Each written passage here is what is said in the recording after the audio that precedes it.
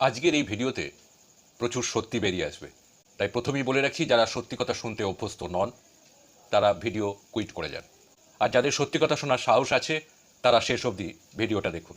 এখনও পর্যন্ত যারা আমার সঙ্গে আছেন তাদের আমার চ্যানেলের তরফ থেকে ধন্যবাদ। আজ আমি আপনাদের কাছে বলবো না যে আমার চ্যানেলটাকে সাবস্ক্রাইব করুন। আজ যারা আমার ভিডিওটা দেখছেন তারা কিছু সত্যি কথা শুনবেন, যেটা আমার মনে হয় না যে বাংলায় আর কেউ বলেছেন। অনেকেই নিজেদের সাকসেসের কথা বলেন, ভিডিও দেখিয়ে অন্যদের ইন্সপায়ার করেন, মোটিভেট করেন। আমিও যদি সেটা করতে পারতাম হয়তো খুবই খুশি হতাম, কিন্তু আজ আমি আমার ফেলিওরের দিকটাই তুলে ধরবো, কারণ আমি চাই যে ফেলিওর থেকে শিখেই আমি সামনে এগোবো। তবে একটা জিনিস জেনে রাখুন যে ইউটিউব সবার কাছে সমান নয়। কেউ কেউ সামনে এগিয়ে যাবেন, কেউ কেউ এক জায়গাতেই দাঁড়িয়ে থাকবেন, আবার কেউ কেউ তাদের জার্নি শুরুই করতে পারবেন না। ধরুন আমি আপনাদের প্রত্যেককে 5 লাখ টাকা করে দিলাম। আপনাদের কারোর কাছে কিছুই নেই, শুধু এই 5 লাখ টাকাই আছে। আপনাদের মধ্যে কেউ কেউ সেটা খরচ করে ফেলবেন এবং পুরো টাকাটাই শেষ করে ফেলবেন। কেউ কেউ আবার পুরো টাকাটা রেখে দেবেন। ভাই, 5 লাখ টাকা বলে কথা। আবার কেউ কেউ টাকাটা এমনভাবে খরচ করবেন, হয়তো দেখা যাবে যে 6 মাস বা 1 বছর পরে সেই 5 লাখ টাকাটাই 50 লাখ টাকা হয়ে গেছে। Yes, investment. আমি এই ইনভেস্টমেন্টের কথাই বলছি। ইউটিউবে আপনার স্কিল, আপনার টাইম, আপনার টাকা সব ইনভেস্টমেন্ট করতে হবে। এবার আপনি কোনটা, কোথায়, কতটা লাগাচ্ছেন সেটার উপর নির্ভর করবে যে আপনি সাকসেস হবেন নাকি ফেলিওর।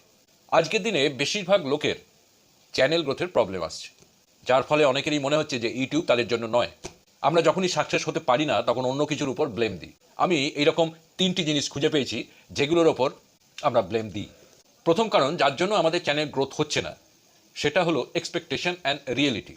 আপনি আপনার বন্ধুকে দেখছেন যে তার চ্যানেল 1 সপ্তাহ, 15 দিন বা 1 মাসে 1000 সাবস্ক্রাইবার করে নিয়েছে, কিন্তু আপনি 1 বছর ধরে ঘষে ফেললেন, তাও আপনার হলো না। আপনি ভাবলেন ও যা যা করছে তাই তাই করলে আপনিও ওর মতন হয়ে যাবেন। এটা হলো এক্সপেকটেশন। রিয়েলিটি হলো যে অন্যের জন্য যেটা হয়ে গেছে সেটা হয়ে গেছে, ওই একই জিনিস আপনি করতে যাবেন না। আপনি যেটা চাইছেন সেটা হবে না। আপনার ভিডিও লোকে কেন দেখছে না, আপনাকে এমন ভিডিও বানাতে হবে যেটাতে লোকের উপকার হয়, ভ্যালু অ্যাড হয়। আপনি ভাবছেন যে কোনো একটা ভিডিও দিলেই হলো, লোকে ঠিক দেখে নেবে, কিন্তু আপনাকে ভাবতে হবে যে আপনার ভিডিও লোকে কেন দেখবে। যদি 1000 লোক আপনার চ্যানেলকে সাবস্ক্রাইব করে তো আপনি তাদের কি ভ্যালু দিচ্ছেন। কন্টেন্ট এমন বানান যাতে লোক বারবার আপনার কাছে আসে। সেটা স্লো হোক, তাতে অসুবিধে নেই। একেবারে না হওয়ার থেকে আস্তে আস্তে হওয়া অনেক ভালো। Slow growth is better than no growth. এই স্লো গ্রোথটাই ক্রিয়েটারদের মনে হয় নো গ্রোথ। এই স্লো গ্রোথটাকে চিনতে শিখতে হবে, অ্যাপ্রিসিয়েট করতে হবে, আর দেখতে হবে যে এই স্লো গ্রোথটাকে কীভাবে বাড়ানো যায়। আমরা একটা জিনিসই পারি, সেটা হলো সিচুয়েশনকে ব্লেম দেওয়া। 3টি জিনিসকে আমরা ব্লেম দিতে পারি। প্রথম ব্লেম দিতে পারি অডিয়েন্সকে, দ্বিতীয় ব্লেম দিতে পারি আমরা ইউটিউবকে, আর তৃতীয় ব্লেম আমরা দিতে পারি নিজেদেরকে। প্রথমে দেখি যে অডিয়েন্সের ওপর ব্লেম কি। লোকে আমার ভিডিও দেখছে কিন্তু সাবস্ক্রাইব করছে না, কমেন্ট করছে না, লাইক করছে না। প্রথম কথা যে আপনি যদি এমন কোনো কন্টেন্ট বানান যাতে অডিয়েন্সের কোনো লাভ হচ্ছে না, কোনো এন্টারটেইন হচ্ছে না, সেখানে আপনাকে অডিয়েন্স সাবস্ক্রাইব করবে না। দ্বিতীয়ত, যারা আপনার ভিডিও দেখছে তাদের একটা বড় অংশ ক্রিয়েটার, তারাও চাইছে সাবস্ক্রাইবার, লাইক, কমেন্ট, তারা নিতে চাইছে, দিতে নয়। আপনি কি তাদের সাবস্ক্রাইব, লাইক, কমেন্ট করছেন? করছেন না। তার মানে আপনিও শুধু নিতে চাইছেন, দিতে নয়। সবাই নিজের কন্টেন্টের ওপর ফোকাস করে রেখেছে। সবাই চাইছে যে আমার চ্যানেল বড় হোক, কিন্তু কাউকে সাপোর্ট করব না। সবাই নিতে চাইছে, দিতে চাইছে না। সাবস্ক্রাইব করা শুরু করুন, লাইক করা শুরু করুন, কমেন্ট করা শুরু করুন, দেখবেন যে আপনিও এগুলো পাচ্ছেন। একটা রিয়েল ফ্যাক্ট বলি, আমার যে অডিয়েন্স তার বেশিরভাগটাই কিন্তু আমার চ্যানেলকে সাবস্ক্রাইব করেনি। এদের প্রত্যেকে কিন্তু সাবস্ক্রাইবার চাই, কিন্তু এরা আসে, ভিডিও দেখে, চলে যায়। যদি আজ আপনি কাউকে সাপোর্ট না করেন তো কাল আপনি সাপোর্ট পাবেন না, এটাই স্বাভাবিক। আপনি যদি ভালো অডিয়েন্স চান তো আপনাকে ভালো অডিয়েন্স হতে হবে। লাইক চাই তো লাইক দিতে শিখুন, সাবস্ক্রাইবার চাইলে সাবস্ক্রাইব করতে শিখুন, আর অডিয়েন্সকে দোষ দেওয়া বন্ধ করুন, কারণ আপনিও অডিয়েন্সের পার্ট। চলুন এবার ব্লেম দিই ইউটিউবকে। ইউটিউব আমাকে সাপোর্ট করে না, ইউটিউব আমার ভিডিওকে প্রমোট করে না, ইউটিউব ইমপ্রেশন পাঠায় না।